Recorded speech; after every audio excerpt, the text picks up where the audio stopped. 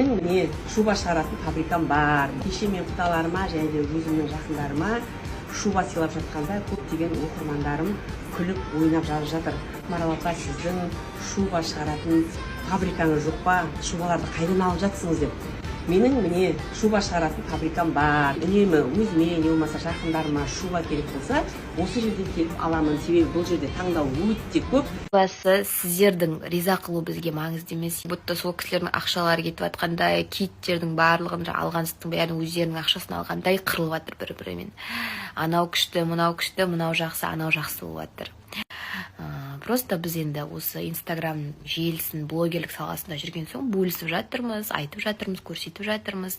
Оны көрсеткеннен кейін сынды да қабылдай білеміз. Айтатындар айтсын, іштерінде уларын шығарсын. Бірақ тойдың көкесі алда деймін ба? Аллаға шүкір. Барлық риза болып кетті ғой. Шемнің заттары Алматыға алып кететіні бар. Мына жерде термомикс. Алматыға кетеді ертең. Қазақша киім енді потолок маған. Қазақша киімдерің ұнады сен бе? Күшті болған. Терскі ғой бәрі.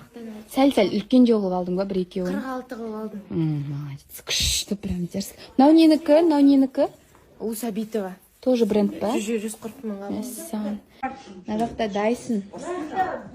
Короче, бәрі заттар көрсетің деп жатқандарға жақыннан көрсетейік. Аяқ киімдері. Не зат ашылмай қалған? Мынау шығып тұр ғой міне. Мыналар ма? Соны ашайық та көрейік та не бар екен. Сумкалары.